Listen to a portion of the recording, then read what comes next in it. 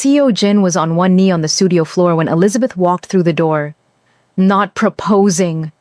He was crouching over something, an envelope that had been slid under the door, plain white, her name written on the front in the handwriting she did not recognize.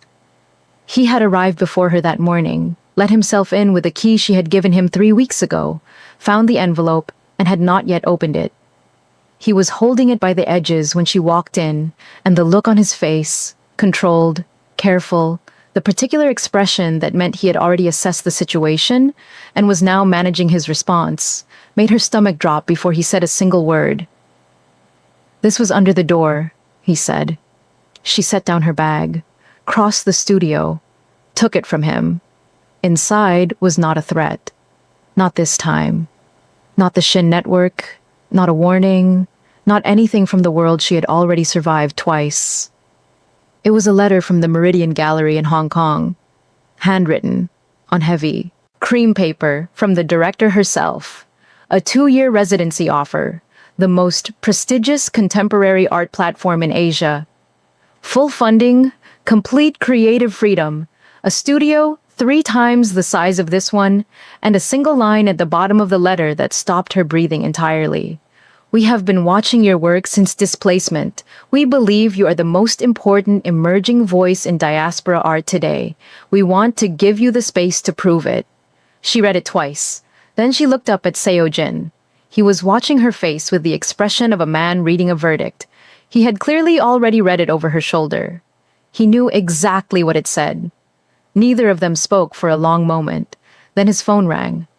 He looked at the screen. Something shifted in his face, a different kind of controlled. "I have to take this," he said. He stepped into the hallway. She heard his voice drop into the register that meant business.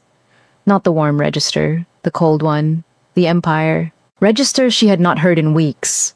She stood alone in the studio with the letter in her hands and the Hong Kong offer and the sound of Seo Jin's voice in the hallway, conducting what sounded like a serious and urgent conversation in Korean, and the specific disorientation of 2 enormous things arriving simultaneously before she had processed either one. He came back in 4 minutes. He looked at her. "I have to go," he said. "There is a situation with the Yongsan development. One of the permit contacts has been arrested. My lawyers need me now." She looked at him. "Is it the Shin network?" No. He was already moving toward the door. "Something else. Something I have to handle." He stopped. He turned back. He looked at the letter in her hands. He looked at her face. He said, "We talked tonight. About all of it. I promise." He kissed her once, brief, certain, and he was gone. She stood in the empty studio, the letter in one hand, the sound of the door closing. Soul going. On outside like nothing had happened.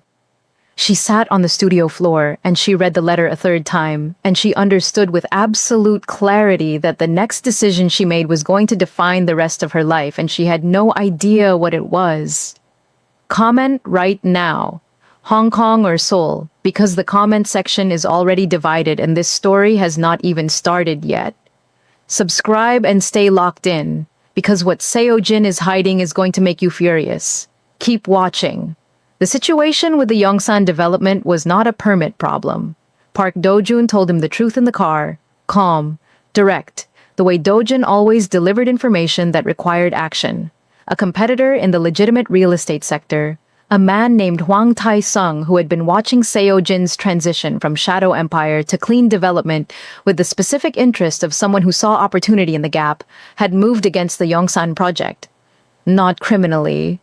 Legally.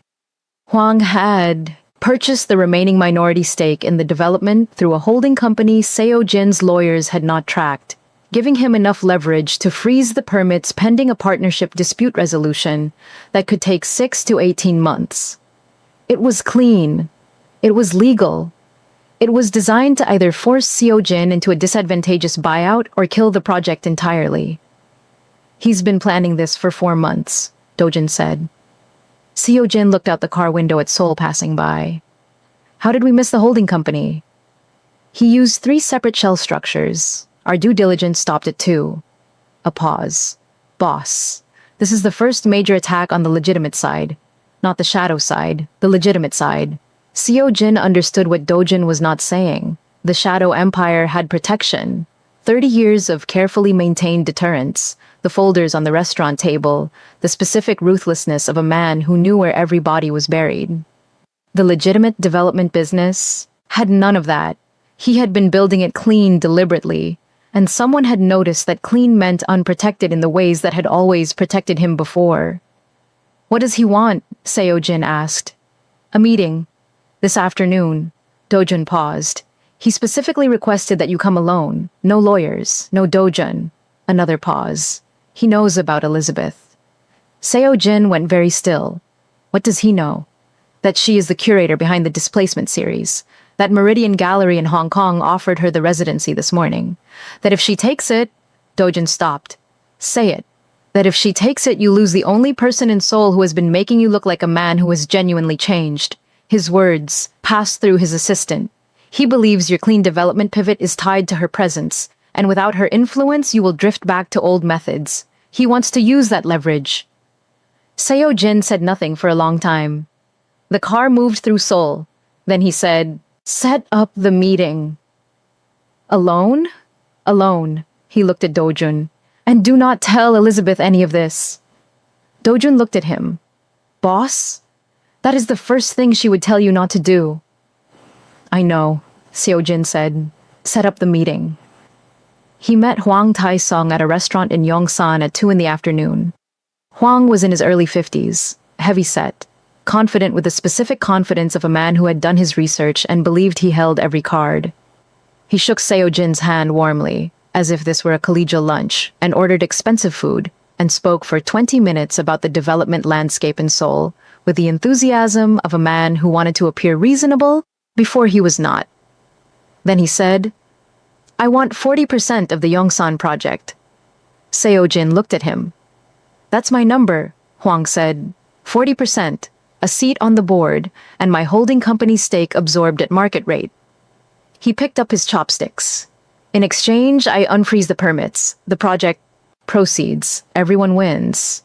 And if I decline, Seo Jin said. Hwang smiled. Then the permit dispute runs its course. 18 months minimum. By which point the financing window closes, the contractor walks, and the project dies. He paused. I have done my research on you, Kang. I know what you used to be. I know what you are trying to become. I think that is admirable. He did not sound like he thought it was admirable, but the legitimate world has its own predators. You are new here. I am not. Seo Jin looked at him for a long time, long enough for Hwang to become slightly uncertain beneath the surface of his confidence. Then Seo Jin said, My lawyers will contact yours by end of business today. Hwang nodded, satisfied, assuming this meant capitulation. What Seo Jin's lawyers sent by end of business was not a buyout agreement. It was a full forensic audit request for Hwang's holding company structure, citing irregularities in the permit acquisition process that suggested possible corruption of the city official who had approved the stake transfer. The audit request was simultaneously filed with 3 separate oversight bodies. Hwang called that evening. His voice had changed. You said your lawyers would be in contact. They were, Seo Jin said. This is not what I know what you expected, Seo Jin said. You expected the old version of me, the one who would threaten or pay or maneuver in the dark. A pause. I'm not him anymore, so I did it differently. Everything I filed is legal. Everything in those audit requests is accurate. If your acquisition was clean, it will survive scrutiny. If it wasn't, he let that sit. I told you I'm building something clean. That means I fight clean too. He ended the call. He sat in his office for a long time afterward. He had handled it. It would resolve. The audit alone would be enough to make Hwang settle, rather than face examination. But what sat with him was not the victory. It was Dojun's voice. In the car, he knows about Elizabeth. He believes your clean development pivot is tied to her presence. And then his own voice. Do not tell Elizabeth. He had made the decision in the car because he did not want her to feel responsible for something that was not hers to carry. He had made it to protect her. And now, sitting alone in his office, he heard clearly what Halmayoni would say if she knew. The same thing she had said about his father. He thought he was protecting us from the wrong things. He picked up his phone. He called Elizabeth. "I have to tell you something," he said when she answered. "I should have told you this morning, and I didn't, and I am telling you now." He told her everything. Huang Tai-sung, the holding company, the meeting, the audit filing, the thing Huang had said about her. All of it. In order. The silence on her end when he finished was not the processing silence. It was the other kind, the kind that preceded something direct. "You told Dojin not to tell me," she said. "Yes." "Why?" "Because I didn't want you to feel—" "Seojin," her voice was not angry. It was something more serious than angry. "What did we say? About the truth, from the beginning of everything. What did we say?" He closed his eyes. "That it was the only thing I owed you without exception." "Yes." A pause. "I am not a person you protect by keeping things from. I am a person you protect by trusting with the things that are hard." Another pause. "Do you understand the difference?" "Yes," he said, and he meant it with the specific weight of a man who had just made the mistake his father made and caught it in time. "I'm sorry." "I know you are," she said. Her voice softened. "Not much, just enough. Handle the Huang situation. And next time, I am not someone you manage.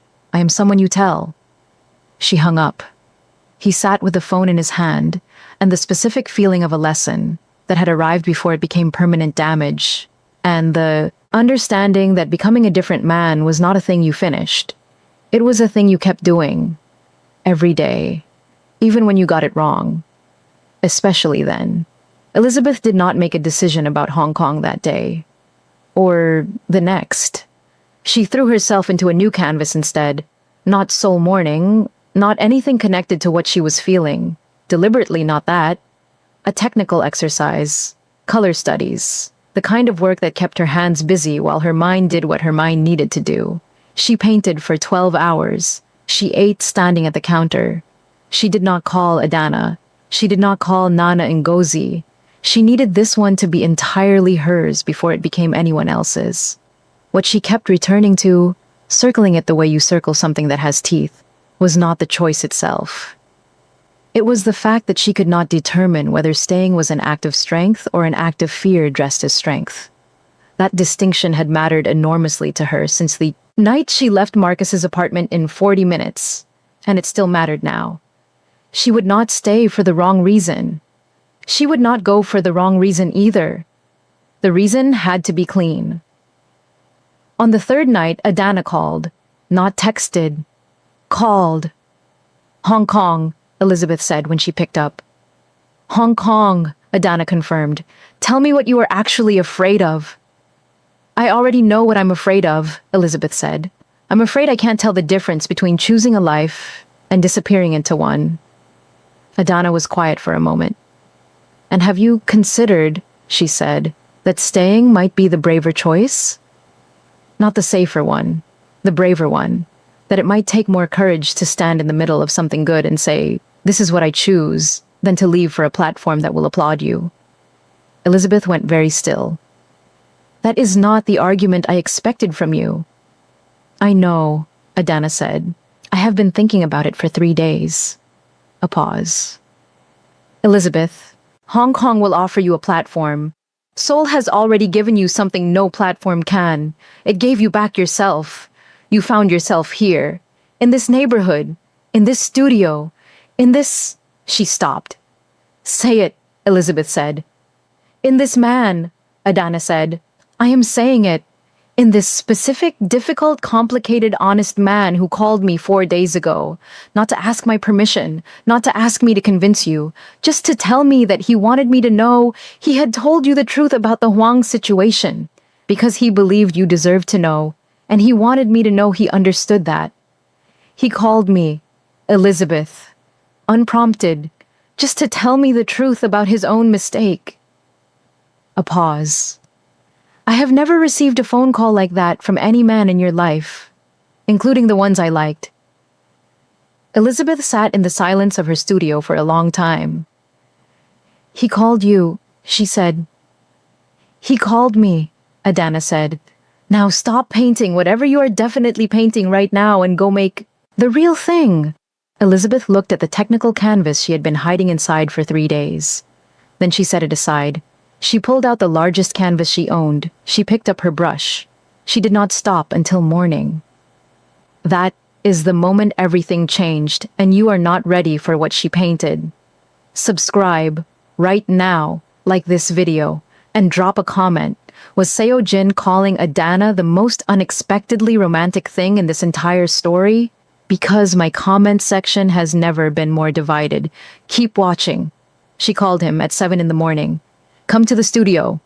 He arrived in 20 minutes. She opened the door, paint covered, awake for 24 hours, electric. She stepped aside without speaking. He walked in and saw it. The largest canvas she had ever made. The background was the pale gold of early Seoul morning light. Not the dark, not the grief palette, something entirely new. And in the center, 2 figures at a window, side by side, looking at the same city. Not symbolic, recognizable. A Korean man and a black woman standing together in the ordinary. Extraordinary fact of 2 people who have chosen the same view. She called it Seoul morning. He stood in front of it for a long time. Then, you stayed up all night? Yes. Why?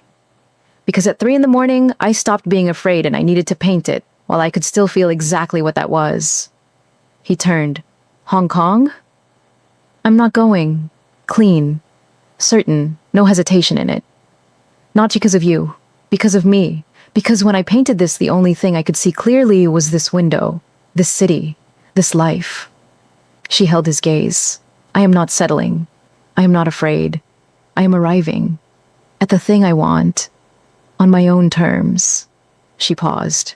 I need you to know the difference. He crossed the studio. Took her face in both hands. Paint and exhaustion and all. I have been sitting with an empty bowl at Halmioni's stall for 3 nights, telling myself I would let you go if that was what your life needed. He looked at her. I meant it. But Elizabeth, I am so glad you're staying. She laughed, wet-eyed and certain. I know. I could tell from the empty bowl. Halmioni told you. Halmioni tells me everything, she said. Then she pulled back. Just slightly. I have to ask you something. Take your time. Ask. The empire, the dismantling. Did you do it for me? He started to answer. She stopped him. Don't answer fast, because if any fraction of that decision was made because of what you thought I needed, I need to know. I am not the reason you dismantle 30 years of your life. He was quiet for a long time. The real consideration, not the reassuring answer. She waited. No, he said finally. And yes. He looked at the painting. You were not the reason I decided. You were the reason I could hear the decision clearly enough to make it. He looked at her. You asked me questions about what I was tired of, about what I was building for. The answers were already in me. You made it quiet enough to hear them. She absorbed this, then took his hand. Okay. Okay. I believe you, she said. I just needed to know it was yours. He looked at her for a long moment. You are the most demanding person I have ever met. I know, she said. You should have thought about that before you whispered in my ear at a gala. He laughed. She leaned into him. Outside, Seoul went on around them, brilliant and indifferent and entirely theirs. What neither of them knew, what was already in motion while they stood together in the morning light of the studio, was that the Meridian Gallery director in Hong Kong had not taken no for an answer. The counteroffer arrived 3 days later. Not by letter this time, by personal visit. Dr. Clara Shin, the director of the Meridian Gallery, Korean-American, 52 years old, the woman who had built the most important contemporary Asian art platform of the last decade, appeared at Elizabeth's gallery space in Hongdae on a Tuesday afternoon with no appointment and a calm certainty that she would be received.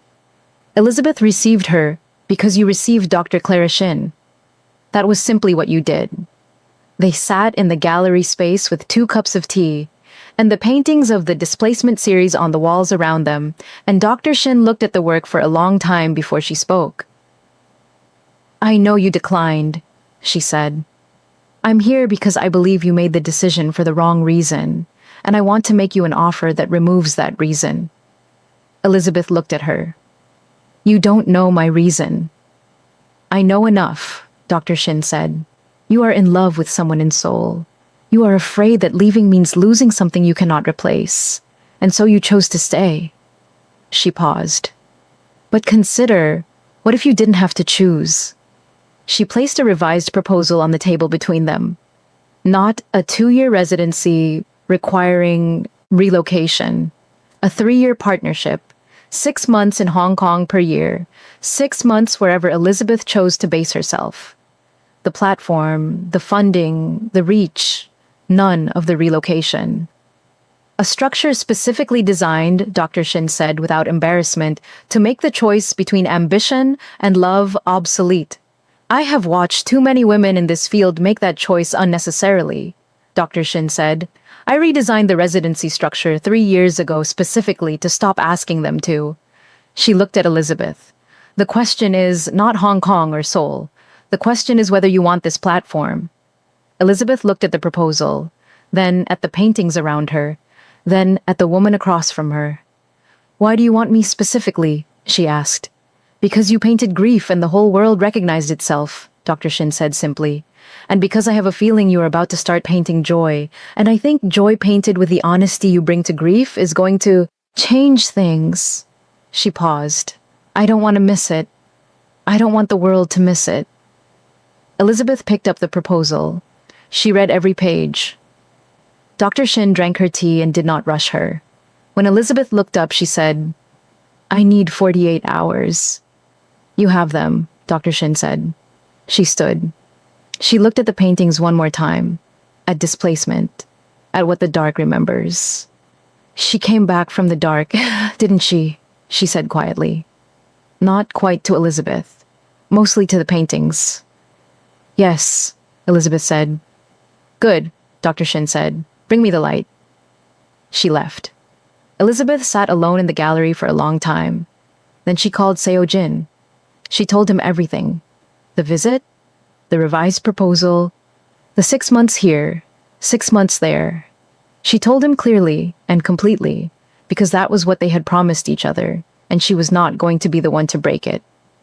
He was quiet for a moment when she finished. Then, what do you want to do? I want to know what you think. No, he said. You want my blessing, which is different from what I think. Tell me what you want. She looked at the paintings.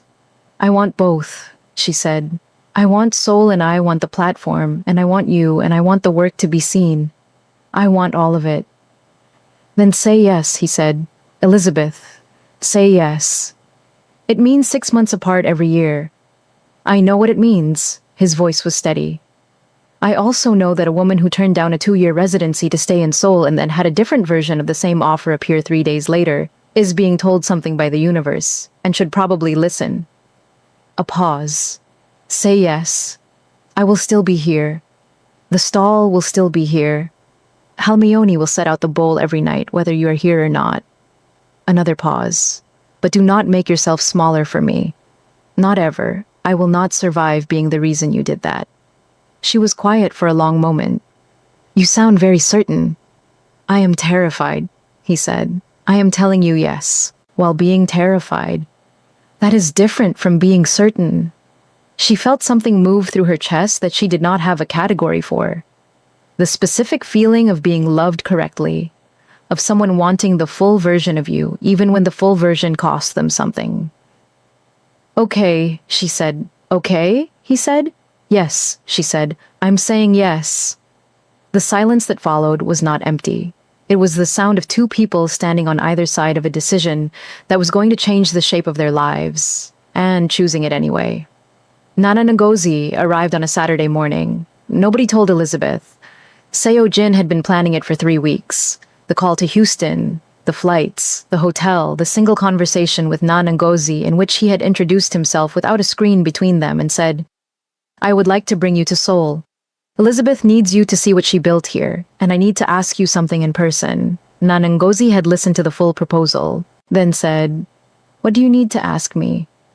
He had said, "I need to ask you in person, not because I am afraid of your answer, because you deserve to be asked properly." She had been quiet for a moment.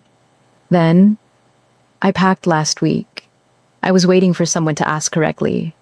Elizabeth opened her studio door at 9 on a Saturday and found her grandmother in the hallway in a deep green wrapper with a suitcase and the expression of a woman who had traveled 12 hours and refused to show it. Elizabeth's mouth opened. Nothing came out.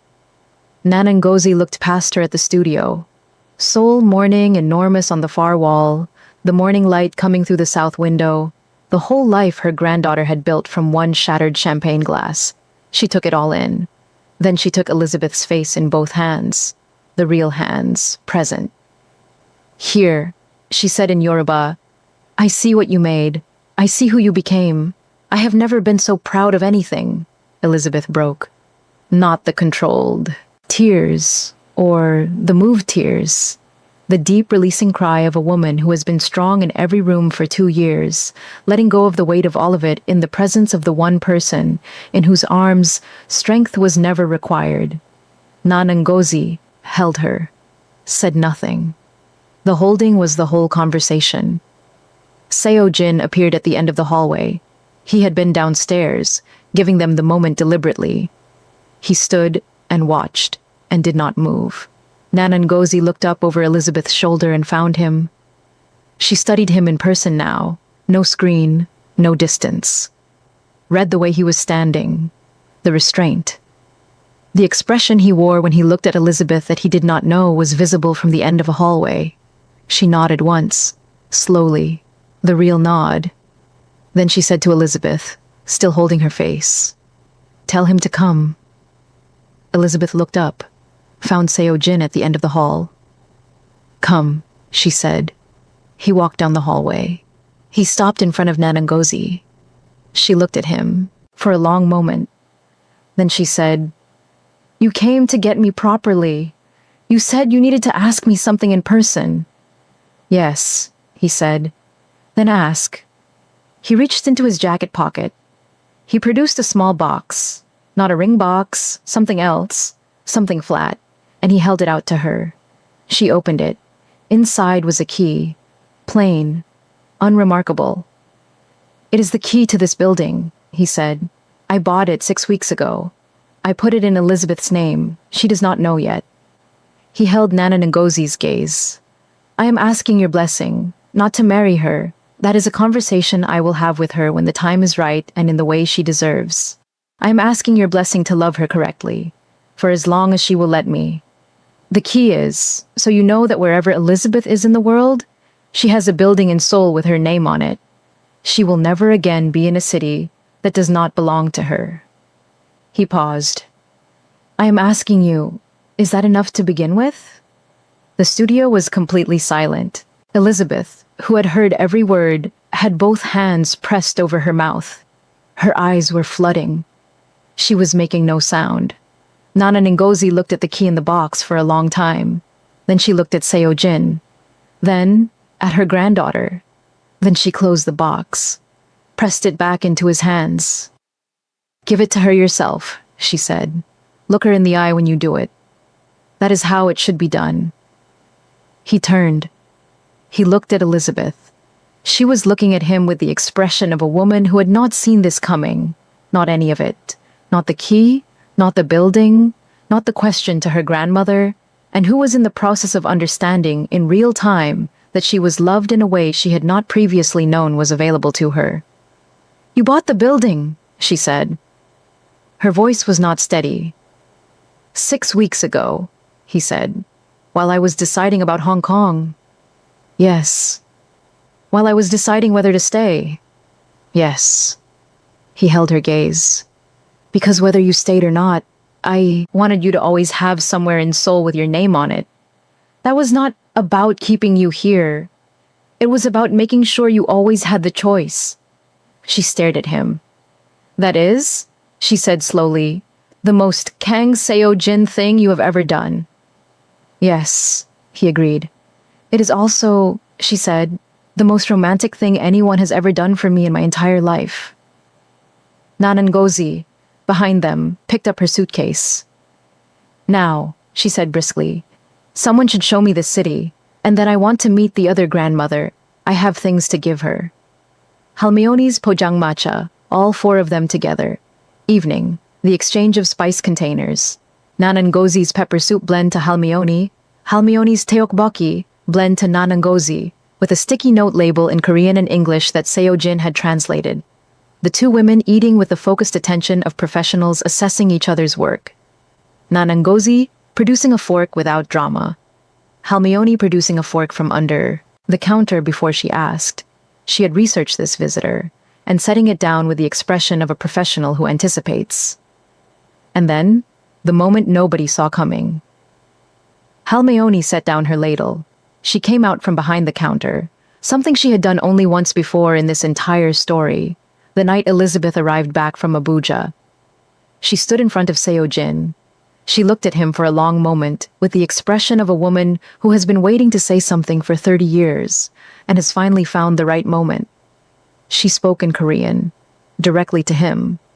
No translation for the room, just the two of them, grandmother and grandson, the full private weight of it. When she finished, his face had done something Elizabeth had never seen it do before, and would not see it do again. It had gone completely young. Not the controlled face, not the open face, not even the unguarded face. Something older and more essential than all of those. The face of the boy from Itaewon before the world taught him what he needed to become. Elizabeth looked at Nanangozi. Nanangozi looked at Elizabeth. Neither of them asked what was said. Some conversations belonged only to the people having them. Seo-jin nodded once. Then he put his arms around Halmeoni and held her, briefly, completely, the embrace of a man returning something he had owed for a very long time. Halmeoni patted his back.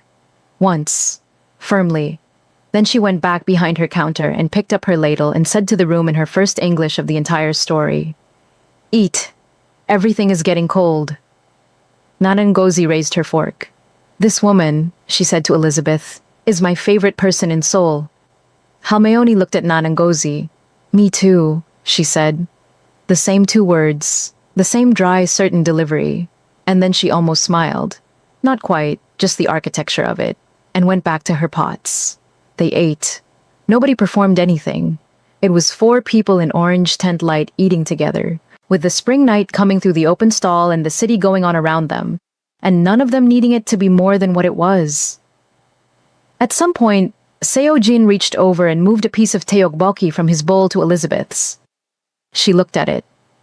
She looked at him. He was not looking at her. He was watching Nanangozi attempt to explain pepper soup to Halmeoni through gesture, while Halmeoni listened with the focused interest of a professional, encountering a technique she had not considered. His hand stayed beside her bowl. She put her hand over his. He turned.